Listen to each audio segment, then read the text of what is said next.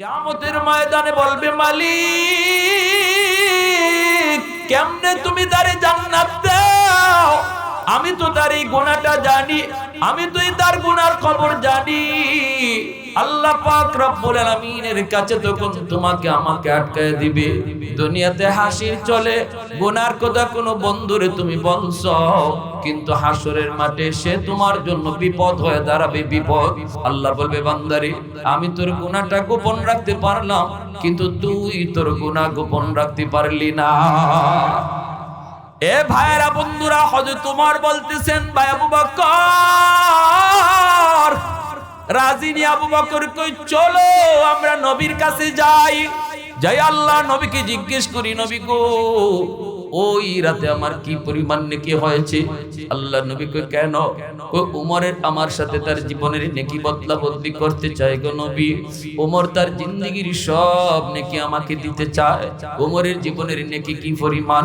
রাসূল কয়, ও আয়েশা, আকাশে নক্ষত্রগুলা দেখতে শুনি, তারা তুমি দেখোনি? আম্মাদান কয়, হ গো নবী দেখতেছি তো। নবী কয়, তারা গণতে পারবানি? আম্মাদান কয়, অসম্ভব, তারা তো গোনা যায় না। রাসূল কয়, আমার একজন সাহাবী আছে যার নেকি তারার চেয়েও বেশি। আম্মাজান তখন কয়, নবী গো নাম কি? আম্মাজানের মনের ভিতরে ছিল আবু বকরের নামটাই তো নবী বলবে, কিন্তু নবী কয়, জানোনি সে হলো আমার ওমর ফারুক রাদিয়াল্লাহু আনহু। আম্মাজানের মনটা একটু খারাপ, মনে করছেন বাবার নামটা রাসূল বলবেন। এইবার নবী কয়, আয়েশা মনটা খারাপ, মনে করছো তোমার বাবার নাম বলবো? তোমার বাবার নেকি কি পরিমাণ জানোনি? জানোনি কি পরিমাণ নেকি? এই যে নবী বলতেছেন, নবী বলতেছেন, আবু বকর এক রাতের নেকি উমর চায়, জীবনের নেকি তোমাকে দিতে চায়। আমি বলি শুনো, উলফত মে তেরি ওয়াইসিনে দন্দান কো তোরা, बो बकर उमर नक्श कदम तेरा न छोड़ा, बो बकर उमर नक्श कदम तेरा न छोड़ा, आयो शाक नबी वाके असरार मदीना, सुल्तान का सुल्तान है सुल्तान मदीना, सुल्तान का सुल्तान है सुल्तान मदीना, सरकार का सरकार है सरकार मदीना, गुलजार का गुलजार है गुलजार मदीना। अल्लाह ने मक्का ही में ये काबा बनाया, इस काबा का काबा तेरी मरकद को बनाया, अल्लाह ने मक्का ही में ये काबा बनाया, इस काबा का काबा तेरी मरकद को बनाया, ऐसा लम्हा जी चले जा राह मदीना, सुल्तान का सुल्तान है सुल्तान मदीना, सरकार का सरकार है सरकार मदीना, गुलजार का गुलजार है गुलजार मदीना।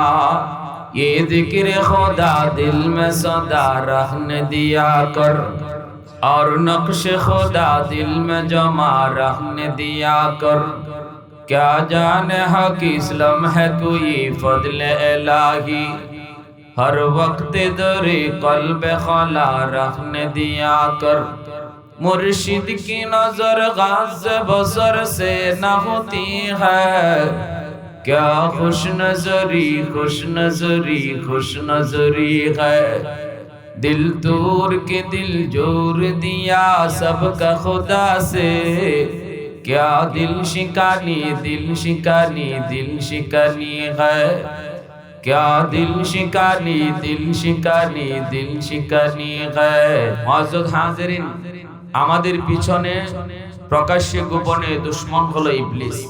ইবলিস আল্লাহর সাথে ওয়াদা করে আসছে যে মানুষের কারণে আজকে আমি জাহান্নামী হলাম, এই মানুষ কেমন করে জান্নাতে যায় আমি ইবলিস দেখব।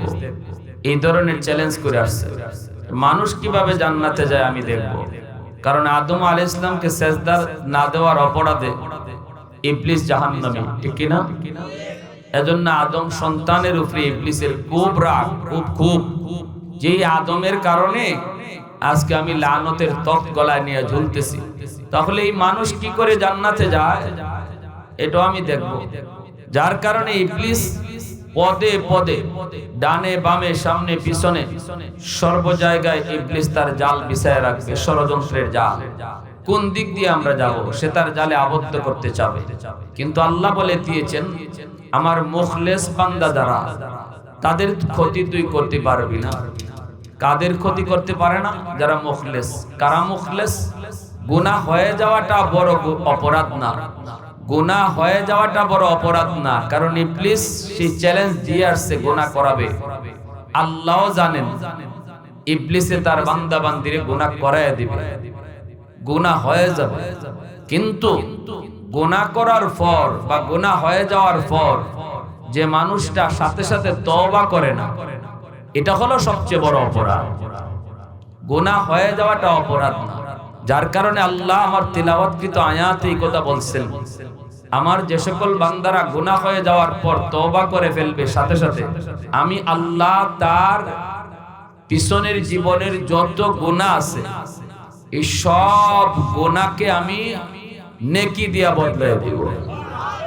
সুবহানাল্লাহ, আরো আওয়াজ দিয়ে বলেন ইল্লা মান তাবা ওয়া আমানা ওয়া আমিলা আমালান সালিহা ফাউলাইকা ইউবাদদিলুল্লাহু সাইয়্যাতিহিম হাসানাত ওয়া কানাল্লাহু গফুরার রহিমা।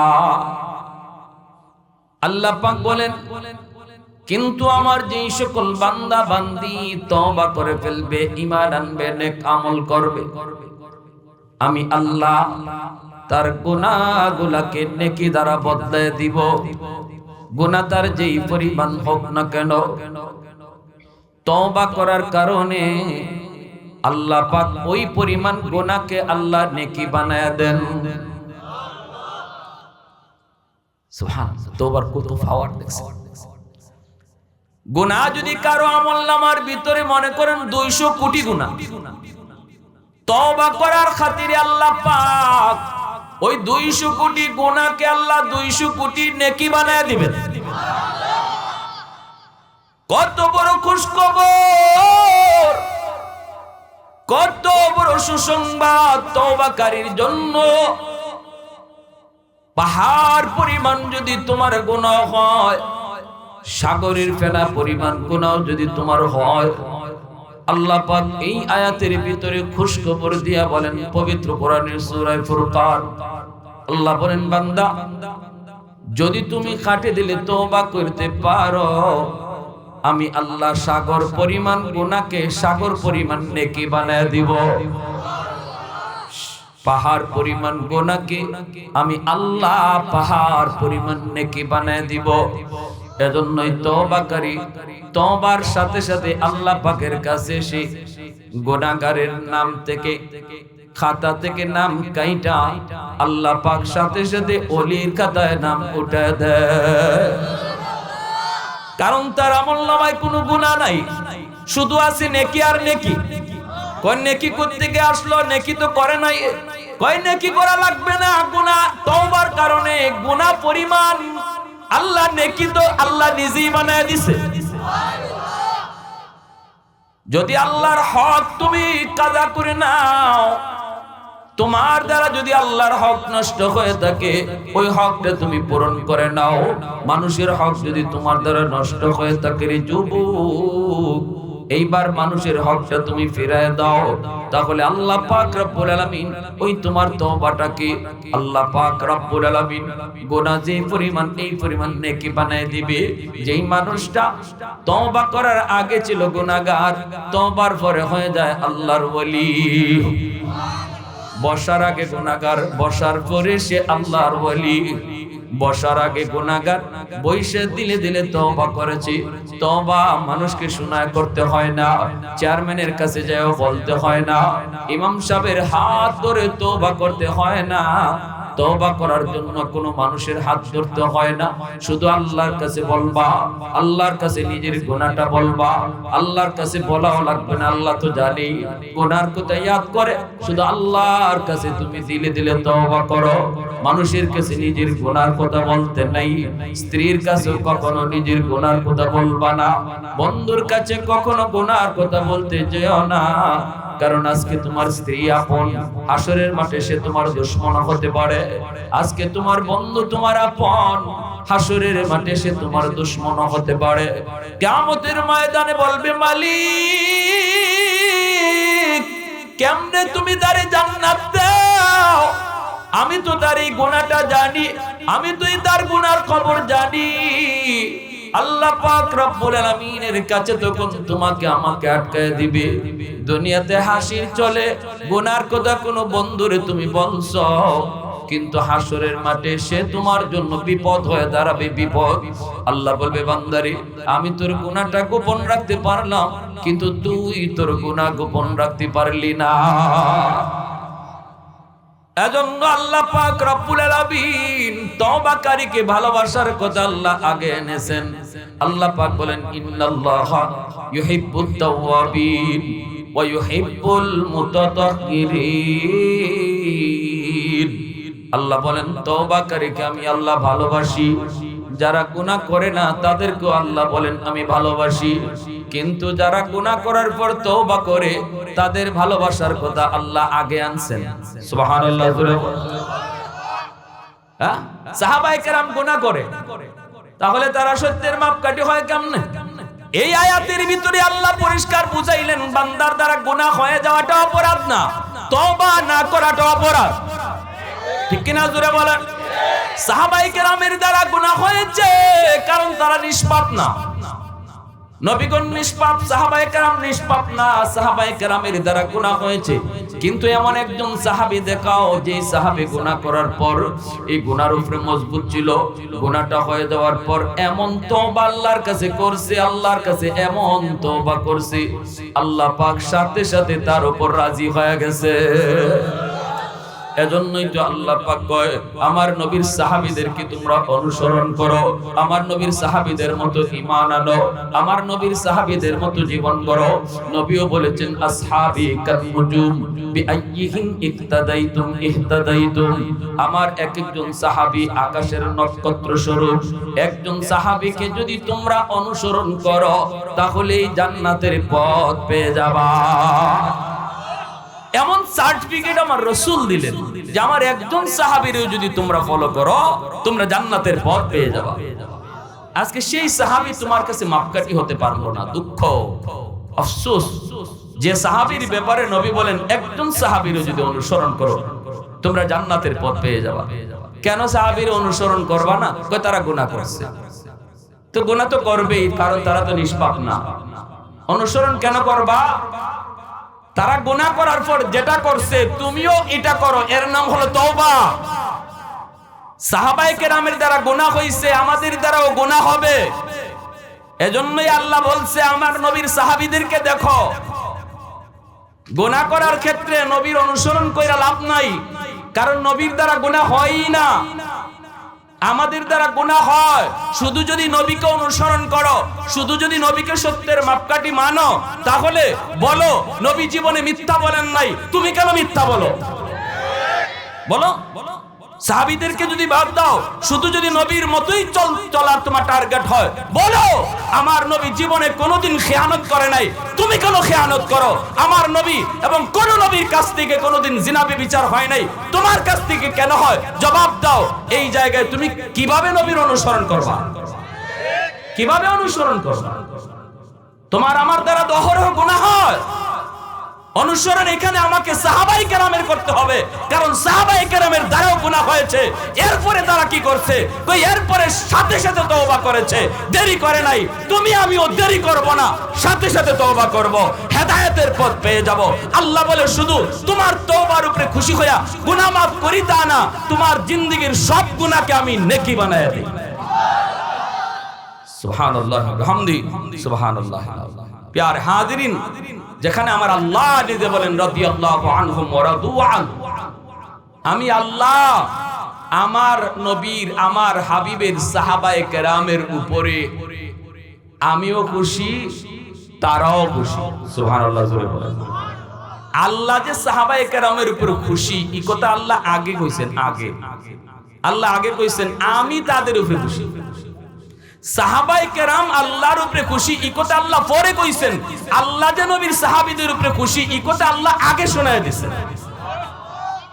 কার বিরুদ্ধে কি কও? সাহাবায়ে কেরামের উপরে যদি বিন্দু পরিমাণও কারো সন্দেহ থাকে, গোটা ইসলামের উপরে সন্দেহ চলে আসবে। কারণ ইসলাম আমরা নবীর সাহাবায়ে কেরামের মাধ্যমে পাইছি, ঠিক কি না? নবীর সাহাবায়ে কেরামের মাধ্যমে ইসলাম পাইছি। সাহাবায়ে কেরামের উপরে যদি তোমার বিন্দু পরিমাণ সন্দেহ থাকে, গোটা ইসলামের উপরে তোমার সন্দেহ ঢুকবে। তাহলে এটা একটা কঠিন চক্রান্ত, বহুত বড় ষড়যন্ত্র ইসলামের উপরে, অত্যন্ত সূক্ষ্মভাবে। যারা এই কথা বলে, বুজ্জা বলে না, না বুজ্জা বলে, সাহাবায়ে কেরামের সমালোচনা এরা বুজ্জা করে না, না বুজ্জা করে, আমার বুঝে আসে না। যদি বুজ্জা করে তাহলে আমার মনে হয় এটা ইহুদিদের বহুত বড় একটা চাল, ইসলামের ভিতরে বহুত বড় একটা ষড়যন্ত্র। আর যদি না বুজ্জা করে, আমরা অনুরোধ করব, বুঝো, তোমাদের ভিতরে যারা আলেম আছে ভালো, তাদেরকে নিয়ে বসো, বৈশ্য বিষয়ের সমাধান করো। না বুঝলে বুঝো, আর বুজ্জা করলে দূর থাকো। তোমাদের সাথে আমরাও মিশতে চাই না, তোমরা আমাদের কাছে আসতে চেষ্টা করো না। বুজ্জা যদি এমনটা করো, না বুজ্জা করলে আল্লাহর কাছে দোয়া করি, আল্লাহর কাছে হেদায়েতের দোয়া করি, নিজেরা বৈশা বুঝার চেষ্টা করো। প্যারে হাজিরিন, এজন্য বলি, আল্লাহ রাব্বুল আলামিন কেমন কথা কইছেন। হযরত ওমর ফারুক রাদিয়াল্লাহু তাআলা আনহু আর হযরত আবু বকর সিদ্দিক রাদিয়াল্লাহু তাআলা আনহু দুজন একত্রিত। সিদ্দিক আকবর বলতেছেন, ভাই ওমর, আমি আবু বকরের মন বলে তোমার জিন্দেগির গুনাহ, তোমার জিন্দেগির নেকি আমি আবু বকরের চেয়ে অনেক বেশি। কে বলেন? সিদ্দিক আকবর, উম্মতের ভিতরে যার মর্যাদা, যার মাকাম সবচেয়ে উপরে, তিনি হযরত ওমর রাদিয়াল্লাহু তাআলা আনহুকে বলতেছেন, ভাই ওমর, আমার মন বলে তোমার নেকি আমার থেকে বেশি। হযরত ওমর বলেন, এটা কোন যুক্তিতে? আপনি হলেন উম্মতের সবচেয়ে শ্রেষ্ঠ, নবীর পরে আপনার মর্যাদা, আর উম্মতের ভিতরে সবার উপরে আপনার স্থান, সেখানে আমার নেকি আপনার চেয়ে বেশি কোন যুক্তিতে? সিদ্দিক আকবর বলেন, ভাই ওমর, কোন যুক্তি নাই, তবে কোরআনের আয়াতের দলিল আছে। কোন কি দলিল? কোরআনের আয়াত। কোরআন আল্লাহ আমি ওমরের নেকির কথা কই ও ওমর, আল্লাহ তোমার নাম নিয়ে বলে নাই, কিন্তু আল্লাহ পাক পবিত্র কোরআনের সূরা ফুরকানের ভিতরে আল্লাহ বলে দিয়েছে, আমার যেই বান্দা তওবা করবে, ঈমান আনবে, নেক আমল করবে, তার পিছনের গুনাহ যেই পরিমাণ হয়ে যায় সেই পরিমাণ নেকি। যদি তোমার এমনই হয় ওমর, তাহলে তোমার জিন্দেগির গুনাহ তো আমার চেয়ে অনেক বেশি, কারণ তুমি তো ইসলাম গ্রহণ করার আগে আমার চেয়ে অনেক বেশি গুনাহ করছো, গুনার তালিকা তোমার অনেক লম্বা, কিন্তু তওবা করার পর ওই গুনাহ যদি নেকি হয়ে যায়, তাহলে নেকিও তো তোমার বেশি হয়ে গেল। সুবহানাল্লাহ জোরে কইবেন না? আর একটু জোরে কোন না সুবহানাল্লাহ। আল্লাহু আকবার। দেখছেন কি দলিল? হযরত ওমর অবাক হয়ে গেলেন এই কথা শুনে। তিনি বলতেছেন, হক কথাটা তো এমনই মনে হয়, আল্লাহ পাকের ভাষা তো এমনই, কিন্তু ভাই ওমর, ভাই আবু বকর, আমার এত নেকি লাগবে না, আমি আমার জিন্দেগির সব নেকি তোমাকে দিয়া দিব, বিনিময়ে তুমি তোমার জিন্দেগির এক রাতের নেকি আমাকে দিবানি। জোরে কন্না সুবহানাল্লাহ। আমি ওমর আমার জিন্দেগির সব নেকি তোমাকে দিয়া দিব, বিনিময়ে আমাকে এক রাতের নেকি দিবানি, এক রাতে। সিদ্দিক আকবর বলেন, ভাই ওমর, কোন রাতের কথা তুমি বলো? সাথে সাথে হযরত ওমরের চোখ দিয়ে পানি ঝরে কান্না শুরু হয়ে গেল। কান্দেন আর বলেন, ভাই আবু বকর, সেই রাত হলো আমার মায়ার নবীর সাথে হিজরতের রাত। যেই রাতে আমার নবীর সাথে মক্কা থেকে মদিনায় তুমি হিজরত করেছিলা, ওই একটা রাতের নেকি শুধু আমি উমরকে তুমি যদি দেও, আমি উমর আমার গোটা জিন্দেগির নেকি তোমাকে দিয়ে দিব। যেই রাতের জন্য তুমি 40টা রাত ঘুমাও নাই, আমার নবী কখন এসে আমাকে দরজার সামনে ডাক দেয়, এই চিন্তায় 40 রাত তুমি বিছানায় পিঠ লাগাও নাই। গভীর রাতে নবী তোমার দরজার সামনে যায় ডাক দিয়া বলতেছে, আবু বকর। আস্তে করে শুধু ডাক দিয়েছে, ভাই আবু বকর। সাথে সাথে তুমি দরজা খুলে ফেলেছ। নবী তোমারে জিজ্ঞেস করেছে, আবু বকর এত আস্তে করে ডাক দিলাম, কেমন করে তুমি দরজা খুললা? তুমি কি তাহলে ঘুমাও নাই? সেদিন জবাবে বলেছিল, নবী গো 40 দিন আগে আপনি ইশারা দিয়েছিলেন, আবু বকর যে কোনো এক রাত তোমাকে নিয়ে আমি হিজরত করব, প্রস্তুত থাকো। ওই দিন থেকে আমি আবু বকর আজও পর্যন্ত বিছানায় পিঠ লাগাই না।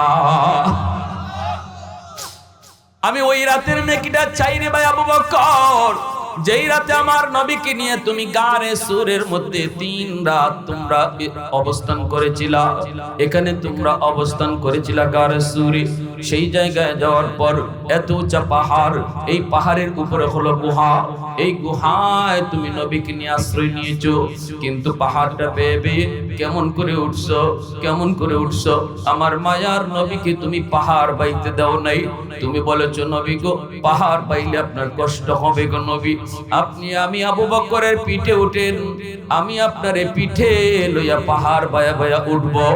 সেই দিন তুমি আমার রহমতের নবীকে পিঠের মধ্যে লইয়া নিজে পাহাড়টা বায়া বায়া তুমি সেই গুহার কাছে গিয়ে পৌঁছ। এতটা কষ্ট, এতটা কষ্ট। নবীকে যেই পিঠে উঠাইছে সেই তো উম্মতের মধ্যে আগে চলে গেছে। বুরাক নবীর পিঠে উঠাইছে, বুরাক সবার আগে চলে গেছে। আবু বকর নবীকে পিঠে উঠাইছেন, আবু বকর উম্মতের ভিতরে আগে চলে গেছে।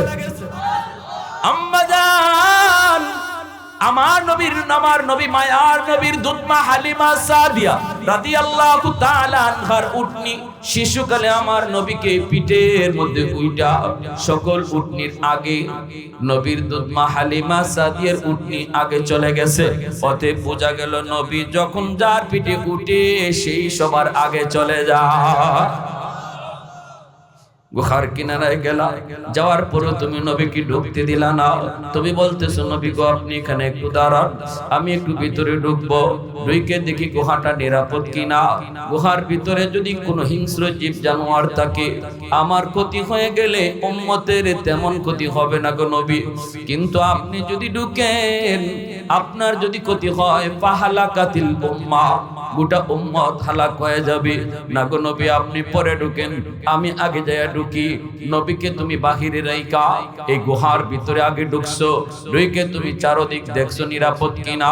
ছোট ছোট গর্ত, যেই গর্তের ভিতরে সাপ থাকার ভয় রয়েছে, এই গর্তের মুখগুলা তুমি পাগড়ির কাপড় ছিঁড়ে ছিঁড়ে সবগুলার মুখ তুমি বন্ধ করেছো। একটা গর্তের মুখ বন্ধ করার মতো কাপড় ছিল না রে ভাই আবু বকর, ওই গর্তটা নিজের পা দিয়ে তুমি আটকায় রাখছো। সাপ যদি থাকে আমি আবু বকরের পায়ে কামড় দেখ, তবুও যেন আমার নবীর কোনো ক্ষতি না হয়। উলফত মে তেরি ওয়াইসিনে দন্দান কো তোরা, বু বকর উমর নকশ কদম তেরা না ছোরা।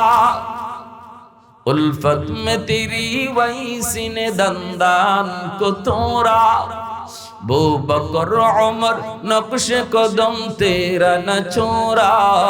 अयो शाक नबी वाके असरार मदीना, सुल्तान का सुल्तान है सुल्तान मदीना, सरकार का सरकार है सरकार मदीना। ওই গুহার ওই গর্তের মধ্যেই ছিল বিষাক্ত সাপ। সাপ তোমার পায়ে কামড় দিল, নবীকে তুমি নিজের উরাতে ঘুম পাড়ায় দিছো। আমার রহমতের নবী সরওয়ারে দু জাহান তোমার উরুতে ঘুমাইতেছেন, নবীকে তুমি ঘুম পাড়াইছো। অথচ গুহায় ঢোকার পর ঘুমানোর প্রয়োজনটা ছিল তোমার বেশি, কারণ তুমি 40টা রাত ঘুমাও নাই। তারপরেও নিজে না ঘুমায়া, নিজে বিশ্রাম না নিয়া আমার নবীকে তুমি ঘুম পাড়াইছো। নবীজি তোমার উরাতে মাথা রাইকে ঘুমাইতেছেন, আর তুমি নয়ন জুড়াইয়া আমার রহমতের নবীর নূরানি চেহারা তুমি দেখতেছো। এত কাছে থেকে আমার নবীকে আমি উমর জীবনও কোনোদিন দেখি নাই। এত সময় এত কাছে থেকে আমার নবীর নুরানি চেহারা তুমি আবু বকর ছাড়া কেউ এত কাছে থেকে দেখে নাই। তারপরে এই সাপে তোমার কামড় দিল, বিষাক্ত সাপের বিষের কত যন্ত্রণা, যে কামড় খাইছে সে জানে, যে কামড় খাইছে সে জানে। এই বিষাক্ত সাপের বিষের যন্ত্রণা তুমি হজম করেছ, আহু শব্দটা মুখ দিয়ে বের করলা না, কারণ আওয়াজ করলে আমার নবীর ঘুম ভেঙে যাবে। বডিটা তুমি নাড়াচাড়া করো না, বডিটা একটু নাড়াচাড়া করলে পরে আমার নবীর ঘুম ভাঙবে। কাম দাঁতে দাঁতে কামড় খায়া তুমি সাপের বিষের যন্ত্রণা হজম করেছ। এক ফোঁটা চোখের পানি নবীর গাল মোবারকে পড়ে গেল, সাথে সাথে নবীর ঘুম ভেঙে গেল। নবী বলতেছে, আবু বকর কাঁদো কেন? নবী গো, আমার পায়ে সাপে কামড় মারছে। নবী গো, আবু বকর আমি নবীর ডাক দিলা না কেন? না গো নবী, আপনার ঘুম ভাঙলে কষ্ট হয়, এজন্য আমি আপনারে ডাক দেই নাই। আল্লাহর নবী সাথে সাথে লব মোবারক হাতে নিয়া এই জায়গায় লাগানো মাত্রই আমার আল্লাহ পাক নবীজির লবের মধ্যে কি পরিমাণ মেডিসিন রাখছেন, কি পরিমাণ অ্যান্টিবায়োটিক রাখছেন নবীর লব মোবারকে লাগানো মাত্রই বিষাক্ত সাপের বিষ পানি হয়ে গেল। আর একটু জোরে সুবহানাল্লাহ। এজন্যই হযরত ওমর বলতেছেন, ভাই আবু বকর আমি আমার জিন্দেগীর সব নেকি তোমাকে দিয়ে দিব, বিনিময়ে শুধু আমাকে ওই রাতের নেকিটা তুমি দিবানি। সাহাবায়ে কেরাম রাদিয়াল্লাহু তাআলা আনহুম এইবার তারা নেকি বদলা বদলি করলেন কি করলেন না, শুনবার ইচ্ছা কার কার আছে হাত উঠে একটু দেখান। আল্লাহ তুমি কবুল করো, জোরে বলেন আমিন। সাহাবায়ে কেরামের ভিতরে প্রতিযোগিতা ছিল, নেক আমলের প্রতিযোগিতা ছিল, আখিরাতের লাইনের। তাদের ভিতরে দুনিয়া নিয়ে কোনো প্রতিযোগিতা ছিল না। আমার একটা বাড়ি, তার একটা বাড়ি আমার দুইটা কেমনে হয়, তার একটা দোকান আমার দুইটা দোকান কেমনে হয়, সে 1 লাখ টাকার মালিক আমি 3 লাখ টাকার মালিক কেমনে হই। এই ধরনের প্রতিযোগিতা সাহাবায়ে কেরামের ভিতরে ছিল না। সাহাবায়ে কেরামের ভিতরে প্রতিযোগিতা ছিল আমলের লাইনে কে কত আগাইতে পারে। ওয়াসারিউ ইলা মাগফিরাতিম মির রাব্বিকুম ওয়া জান্নাতিন আরদুহাস সামাওয়াতু ওয়াল আরদ উইদ্দাত লিল মুত্তাকিন। আল্লাহ নিজে বলেছেন, বান্দা প্রতিযোগিতা করো তো আখিরাতের লাইনে করো। সুবহানাল্লাহ, জোরে বলেন। তুমি প্রতিযোগিতার বস্তু বানাও। আমার ওই ভাই 3 দিন দাওয়াত তাবলীগে সময় লাগাইছে, আমি কেমনে 1 চিল্লা লাগাবো? এই প্রতিযোগিতা তোমার ভিতরে আনো। সে 1 চিল্লা লাগাইছে, আমি 3 চিল্লা কেমনে লাগাবো? ঠিক কি না? প্রতিযোগিতা করা এটা। সে মসজিদে জিয়াদ 2 ওয়াক্ত নামাজ পড়ে, আমি 5 ওয়াক্ত নামাজ পড়ব। সে তাহাজ্জুদে 2 রাকাত নামাজ পড়ে, আমি 4 রাকাত পড়ব। অমুকে এরকম ভাবে সূরা তারাবি পড়ে, না না আমি খতমে তারাবি পড়ব। প্রতিযোগিতা নবী শিখায়া গেছেন, সাহাবায়ে কেরামকে নবী শিখায়া গেছেন। আমলের প্রতিযোগিতা করো, আখিরাতের প্রতিযোগিতা করো, দুনিয়ার প্রতিযোগিতা কইরো না। এ ভাইরা বন্ধুরা, হযরত ওমর বলতেছেন, ভাই আবু বকর রাজি নি? আবু বকর কই, চলো আমরা নবীর কাছে যাই, আল্লাহ নবীকে জিজ্ঞেস করি, নবী গো ওই রাতে আমার কি পরিমাণ নেকি হয়েছে? আল্লাহ নবী কই, কেন? কই ওমরের আমার সাথে তার জীবনের নেকি বদলা বদলি করতে চায় গো নবী। ওমর তার জিন্দেগীর সব নেকি আমাকে দিতে চায়। ওমরের জীবনের নেকি কি পরিমাণ? রাসূল কয়, ও আয়েশা আকাশে নক্ষত্রগুলা দেখতে শুনি, তারা তুমি দেখোনি? আম্মাদান কয়, হ গো নবী দেখতেছি তো। নবী কয়, তারা গনতে পারবানি? আম্মাদান কয়, অসম্ভব, তারা তো গোনা যায় না। রাসূল কয়, আমার একজন সাহাবী আছে যার নেকি তারার চেয়েও বেশি। আম্মাজান তখন কয়, নবী গো নাম কি? আম্মাজানের মনের ভিতরে ছিল আবু বকরের নামটাই তো নবী বলবে, কিন্তু নবী কয়, জানোনি সে হলো আমার ওমর ফারুক রাদিয়াল্লাহু আনহু। আম্মাজানের মনটা একটু খারাপ, মনে করছেন বাবার নামটা রাসূল বলবেন। এইবার নবী কয়, আয়েশা মনটা খারাপ, মনে করছো তোমার বাবার নাম বলবো? তোমার বাবার নেকি কি পরিমাণ জানোনি কি পরিমাণ নেকি? এই যে নবী বলতেছেন আবু বকর এক রাতের নেকি উমর চায়, জীবনের নেকি তোমাকে দিতে চায়। আমি বলি শুনো, তোমার এক রাতের নেকি যদি এক পাল্লায় রাখা হয়, আল্লাহু আকবার জোরে বলো, ওই দিনে তোমার এক রাতের নেকি যদি এক পাল্লায় রেখে দেওয়া হয় আবু বকর আর উমর সহ গোটা উম্মতের নেকি যদি এক পাল্লায় রাখা হয়, তোমার পাল্লা ভারী হয়ে যাবে। सिद्दीक तेरा नाम से इस्लाम रखेगा, सिद्दीक तेरा नाम से इस्लाम रखेगा, दुनिया की सदाकत में तेरा नाम रहेगा, दुनिया की सदाकत में तेरा नाम रहेगा, फारूक तेरा नाम से इस्लाम रखेगा, दुनिया की अदालत में तेरा नाम रहेगा, दुनिया की अदालत में तेरा नाम रहेगा, उस्मान तेरा नाम से इस्लाम रखेगा, दुनिया की सखावत में तेरा नाम रहेगा, हैदर तेरा नाम से इस्लाम रहेगा, दुनिया की शजाअत में तेरा नाम रहेगा, मुआविया तेरा नाम से इस्लाम रहेगा, दुनिया की सियासत में तेरा नाम रहेगा, दुनिया की सियासत में तेरा नाम रहेगा।